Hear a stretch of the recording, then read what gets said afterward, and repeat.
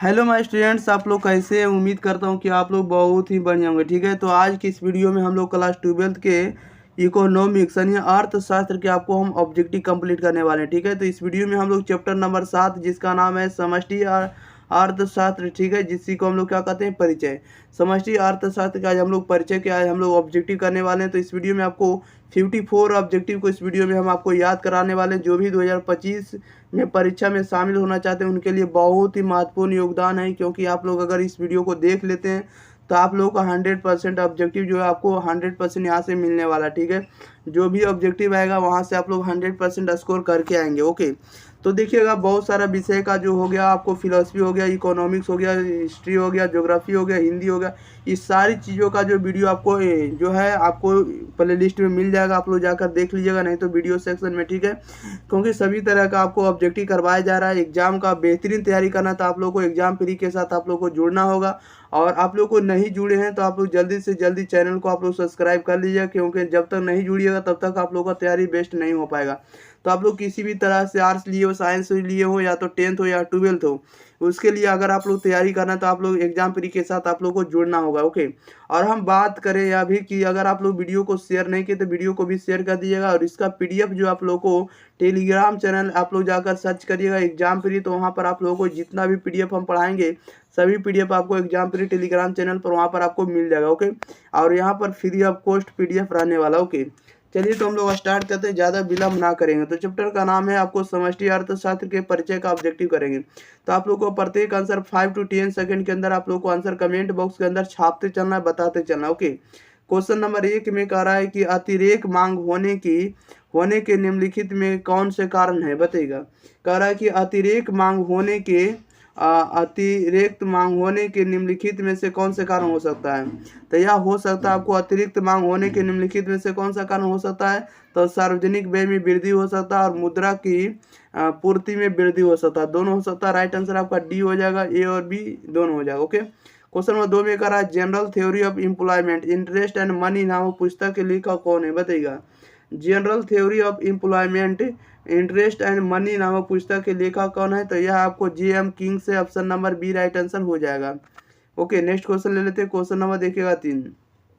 Question number 3 में कह रहा है निम्नलिखित में से कौन सा कथन जो सत्य है। तो राइट आंसर ऑप्शन नंबर इसका डी हो जाएगा। पूर्ति लोच की माप की 2 विधियां, ऑप्शन नंबर डी बिल्कुल सही जवाब हो जाएगा। 4 नंबर में कह रहा आधुनिक समष्टि अर्थशास्त्र का जनक किसे माना जाता है, बताइएगा। आधुनिक समष्टि अर्थशास्त्र का जनक किसे माना जाता है। तो जे.एम. किंग्स को माना जाता है, सी राइट आंसर हो जाएगा। नेक्स्ट क्वेश्चन ले लेते हैं। क्वेश्चन नंबर देखिएगा 5। क्वेश्चन नंबर 5 में कह रहा है कि समग्र का अध्ययन निम्न में से किससे संबंधित है, बताइएगा। समग्र का अध्ययन जो संबंधित होता है आपको व्यापक या व्यष्टि अर्थशास्त्र से संबंधित है। 6 नंबर में कह रहा है कि केंद्र सरकार द्वारा प्रदत्त ऋणों की वसूली क्या है, बताइएगा। तो केंद्र सरकार द्वारा प्रदत्त ऋणों की वसूली जो आपको पूंजीगत प्राप्तियां हैं, option number B right answer हो जाएगा। नेक्स्ट क्वेश्चन ले लेते हैं। क्वेश्चन नंबर देखिएगा 7 नंबर में कह रहा है कि अन्य बातें सामान्य रही हो, करों में कटौती से उपभोग में क्या होता है। राइट आंसर हो जाएगा ऑप्शन नंबर इसका क्या हो जाएगा। तो ऑप्शन नंबर ए हो जाएगा, वृद्धि होता है। 8 नंबर में कह रहा है कि अंतरण गुना का मान क्या होता है। अंतरण गुना का मान क्या होता है। तो C/1/C होता है। ओके, नेक्स्ट क्वेश्चन ले लेते हैं। क्वेश्चन नंबर देखिएगा 9 नंबर में देखिए क्या कह रहा है। 9 नंबर में कह रहा है कि खुली अर्थव्यवस्था का गुणक बंद अर्थव्यवस्था की अपेक्षा कैसा होता है। तो right answer option number B हो जाएगा, छोटा होता है। 10 में कह रहा है विदेशी आय में वृद्धि से घरेलू निर्गत और निर्यात को क्या कहते हैं, बताइएगा। कह रहा है कि विदेशी आय में वृद्धि से घरेलू निर्गत और निर्यात को क्या कहते हैं या क्या होता है। तो वृद्धि होता है, बी राइट आंसर हो जाएगा। नेक्स्ट क्वेश्चन लेते हैं। क्वेश्चन नंबर देखिएगा 11 नंबर में कह रहा है कि समष्टि स्तर पर निर्णय कौन लेता है। तो समष्टि स्तर पर निर्णय कौन लेता है। तो ये लेता है राज्य लेता है, सी राइट आंसर हो जाएगा। 12 में कह रहा है समष्टि अर्थशास्त्र का वैकल्पिक नाम क्या है। तो राइट आंसर ये हो जाएगा, आय सिद्धांत है। ओके, 13 में कह रहा है समष्टि अर्थशास्त्र का संबंध है। समष्टि अर्थशास्त्र का जो संबंध है आपको कीमत स्तर से, राष्ट्रीय स्तर पर उत्पादन से और रोजगार स्तर से, सभी से। राइट आंसर आपका डी हो जाएगा, इनमें से सभी से। क्वेश्चन नंबर देखिएगा 14 में कह रहा है कि आर्थिक महामंदी काल की अवधि थी। आर्थिक महामंदी काल की अवधि क्या थी। राइट आंसर आप लोग बताइएगा। ठीक है, यहाँ पर आप लोगों के बीच हम दे रहे हैं ऑप्शन। ठीक है, देखिएगा यहाँ पर आप लोगों का ऑप्शन आ चुका है। 14 नंबर का। बताइएगा राइट आंसर क्या हो जाएगा। फिर से हम एक बार क्वेश्चन पढ़ना चाहेंगे। कह रहा है कि आर्थिक महामंदी काल की अवधि क्या थी। तो राइट आंसर हो जाएगा ऑप्शन नंबर बी हो जाएगा 1929 से 1932। ओके। क्वेश्चन नंबर 15 में कह रहा है कि रोजगार सिद्धांत का संबंध है। तो रोजगार सिद्धांत का संबंध है समष्टि अर्थशास्त्र से। सी राइट आंसर हो जाएगा। क्वेश्चन नंबर 16 में कह रहा है the general theory of income and employment money and interest प्रकाश में आई, कब आई। तो यह आई आपको 1936 ईस्वी में। ऑप्शन नंबर इसका सी राइट आंसर हो जाएगा। ओके, नेक्स्ट क्वेश्चन में ले लेते हैं। क्वेश्चन नंबर देखिएगा 17 नंबर देखिएगा क्या करा। आपके सामने जितना भी क्वेश्चन रहेगा सभी क्वेश्चन को करवाया जाएगा, एक सिंगल क्वेश्चन भी नहीं छोड़ेंगे। ओके। 17 में कह रहा है कि रोजगार ब्याज और मुद्रा का सामान्य सिद्धांत नामक पुस्तक के लेखक कौन है। तो इनके पुस्तक के लेखक है केन्स है। ऑप्शन नंबर इसका ए राइट आंसर हो जाएगा। 18 में कह रहा है समष्टि अर्थशास्त्र के अंतर्गत निम्न में से किसका अध्ययन किया जाता है। तो यह अध्ययन कहता है राष्ट्रीय आय का, पूर्ण रोजगार का, कुल उत्पादन का। ये सभी का हम लोग अध्ययन करते हैं। राइट आंसर आपका डी हो जाएगा, उपरोक्त सभी का। नेक्स्ट क्वेश्चन लेते हैं। क्वेश्चन नंबर देखिएगा 19 नंबर में कह रहा है कि चक्रीय प्रवाह में शामिल है। चक्रीय प्रवाह में कौन शामिल होता है। तो वास्तविक प्रवाह शामिल होता है, मौद्रिक प्रवाह शामिल होता है। Right answer option number C हो जाएगा, ए और बी दोनों। 20 में कह रहा है कि चक्रीय प्रवाह के निम्न में से कौन सा प्रकार है। बताइएगा चक्रीय प्रवाह के निम्न में से कौन सा प्रकार है। तो वास्तविक प्रवाह है और मौद्रिक प्रवाह दोनों है। Right answer option number C हो जाएगा, ए और बी दोनों। ओके। नेक्स्ट क्वेश्चन ले लेते हैं। क्वेश्चन नंबर देखिएगा 21। कह रहा है कि आय की 4 क्षेत्रीय अर्थव्यवस्था के चक्रीय प्रवाह के संतुलन के लिए शर्त निम्न में से कौन सी है। तो right answer option number B हो जाएगा, C plus I plus G plus X minus M होगा। ओके। नेक्स्ट क्वेश्चन ले लेते हैं। क्वेश्चन नंबर देखिएगा 22 नंबर में कह रहा है कि व्यापार घाटे से अभिप्राय। व्यापार घाटे से अभिप्राय क्या होता है। तो व्यापार घाटे से अभिप्राय होता है आयात के निर्यात पर अधिकता। ओके। 23 में कह रहा है कि बचत प्रवृत्ति जिस परिवर्तन के बारे में बताती है वह क्या है। तो वह है आपको आय के कारण बचत में परिवर्तन। आय के कारण बचत में परिवर्तन है। Okay. Option number A right answer हो जाएगा। नेक्स्ट क्वेश्चन ले लेते हैं। क्वेश्चन नंबर देखिएगा आप लोग 24 नंबर में। 24 नंबर में जैसा कि आप लोग देख रहे हैं कह रहा है कि समष्टि अर्थशास्त्र अध्ययन करता है। तो समष्टि अर्थशास्त्र जो अध्ययन करता है अर्थव्यवस्था के यौगिक चरों जैसे राष्ट्रीय आय तथा राष्ट्रीय आय का। ओके। और कह सकते हैं कि संपूर्ण अर्थव्यवस्था से संबंधित समस्याओं जैसे बेरोजगारी, मूल्य वृद्धि का। और कह सकते हैं कि संपूर्ण समाज में उत्पादन एवं आय के वितरण का। ये जितना भी अध्ययन किया था समष्टि अर्थशास्त्र में अध्ययन किया था, स्टडी किया था। राइट आंसर आपका डी हो जाएगा, इनमें से सभी विषयों का अध्ययन। ओके। नेक्स्ट क्वेश्चन ले लेते हैं। क्वेश्चन नंबर देखिएगा 25 नंबर में कह रहा है कि एक देश में विदेशी पूंजी के आगमन से क्या होगा। बताइएगा कह रहा है इसमें से कि एक देश में विदेशी पूंजी के आगमन से क्या होने वाला है। तो right answer option number A हो जाएगा, निर्यात और उत्पादन में वृद्धि होती है। 26 में कह रहा है केन्स का अर्थशास्त्र जो होता है पूर्ण रोजगार का अर्थशास्त्र है। सी राइट आंसर हो जाएगा।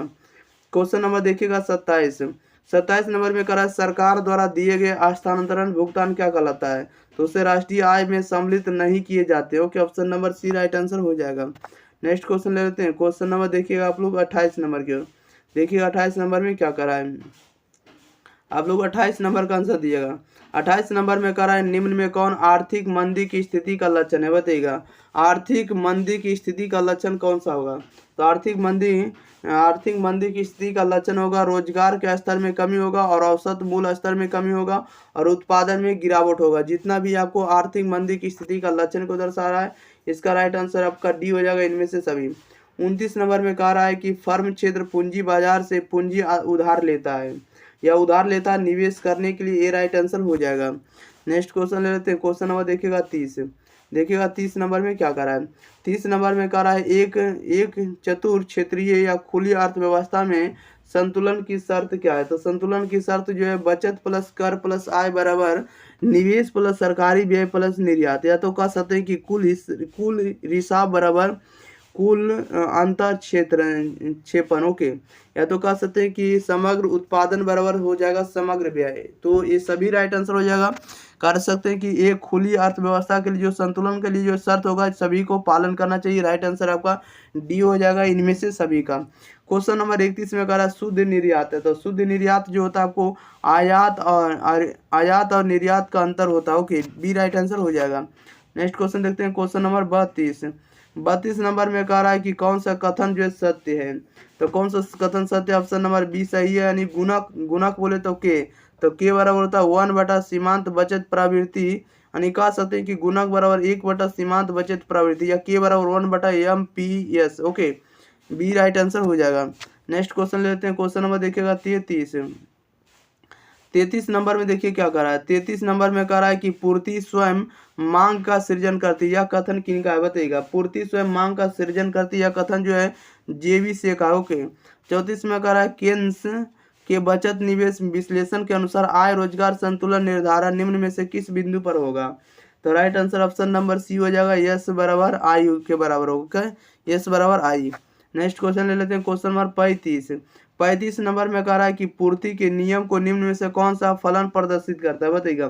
पूर्ति के नियम को निम्न में से कौन सा फलन प्रदर्शित करता है? तो यस बराबर हो जाएगा AFP होगा। ओके, 36 में कह रहा है निम्न में से किसके अनुसार किसी वस्तु की कीमत मांग एवं पूर्ति की दोनों शक्तियों के द्वारा निर्धारित होती है। तो राइट आंसर आपका नंबर बी हो जाएगा, मार्शल ने बोला। ओके, नेक्स्ट क्वेश्चन ले लेते हैं। क्वेश्चन नंबर देखिएगा 37 नंबर में कह रहा है कि अतिरेक मांग ये बोल सकते हैं, अतिरिक्त मांग उत्पन्न होने के निम्न में से कौन सा कारण होगा।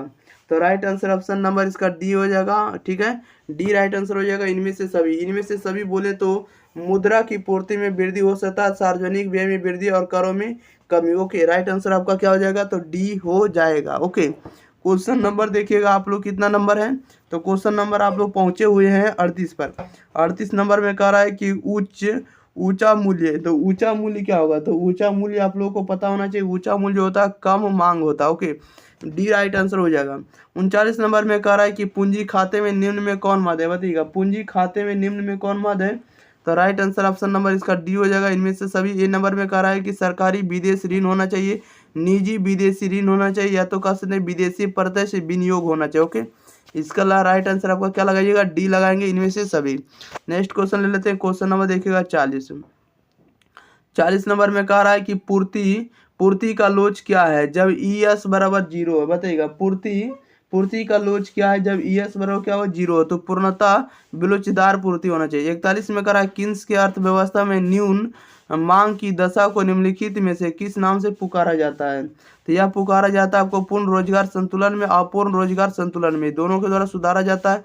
तो राइट आंसर आपका क्या हो जाएगा? तो सी हो जाएगा, ए और बी दोनों। ओके, नेक्स्ट क्वेश्चन ले लेते हैं। क्वेश्चन नंबर देखिएगा 42 नंबर में देखिए क्या कह रहा है। 42 नंबर में जैसा कि आप लोग देख रहे होंगे, 42 नंबर में बहुत ही इजी प्रश्न है। 42 नंबर में कह रहा है कि अक्षों के केंद्रों से निकलने वाली सीधी पूर्ति रेखा की लोच क्या होती है बताइएगा। कह रहा है इसमें से कि अक्षों के केंद्रों से निकलने वाली सीधी पूर्ति रेखा की लोच क्या होती है। तो right answer option number C हो जाएगा, इकाई के बराबर होती है।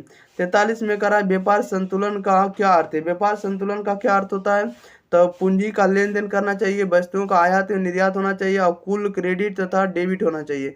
तो right answer option number D हो जाएगा, उपरोक्त सभी। ओके, नेक्स्ट क्वेश्चन लेते हैं। क्वेश्चन नंबर देखिएगा 44 नंबर में कह रहा है कि समष्टि अर्थशास्त्र की निम्नलिखित में से कौन सी विशेषता बताएगा। समष्टि अर्थशास्त्र की निम्नलिखित में से कौन सी विशेषता है? तो right answer option number D हो जाएगा, उपरोक्त सभी।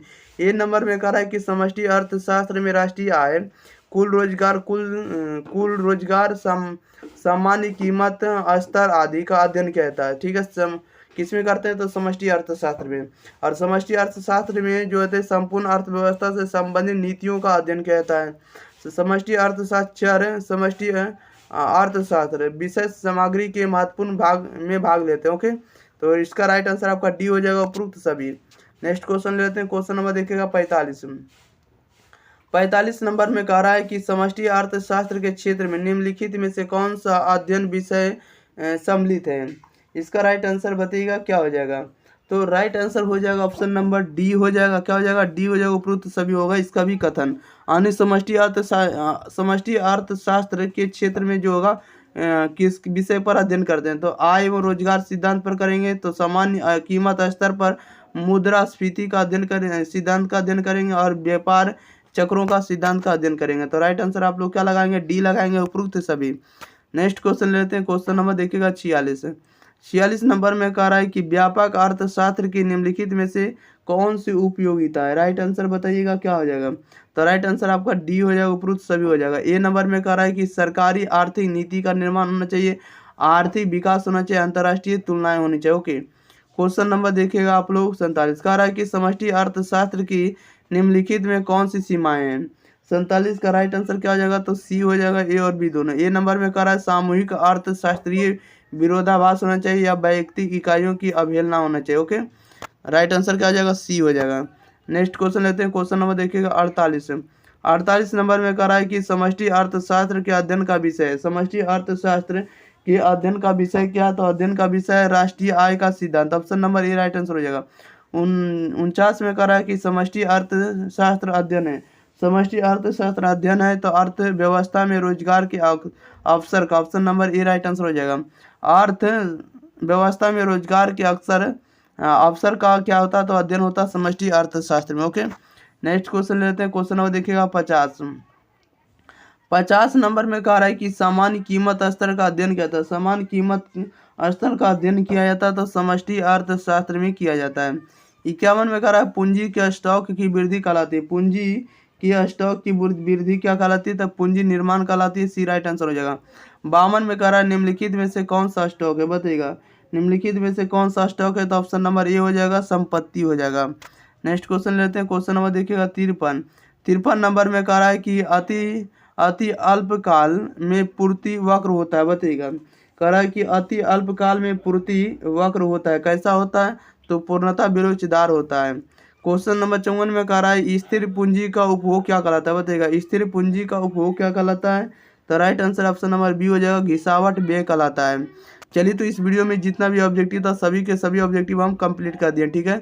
तो आप लोग बताइएगा कि आप लोगों का तैयारी किस प्रकार से चल रहा है, बढ़िया चल रहा है या थोड़ा ख़राब चल रहा है, तो आप लोग कमेंट बॉक्स में हमें लिख कर बताइएगा।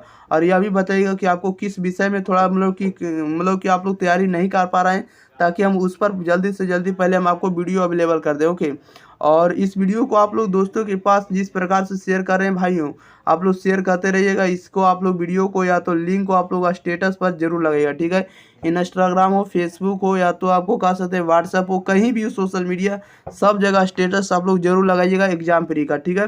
और एग्जाम फ्री को आप लोग जितना से जितना आप लोग सपोर्ट कर सकते हैं। अगर आप लोग न्यू स्टूडेंट है, चैनल को सब्सक्राइब नहीं किए थे, तो चैनल को सब्सक्राइब कर लीजिए, ताकि इसी चैनल पर आपको सभी तरह का वीडियो आपको दिया जाएगा। जितना भी होगा सभी तरह का वीडियो इसी चैनल पर आपको मिलेगा, साइंस हो, आर्ट्स हो, सभी क्लास का मिलेगा, ठीक है। तो मिलते हैं हम लोग अगली वीडियो के साथ, तब तक के लिए thank you for watching this video, धन्यवाद।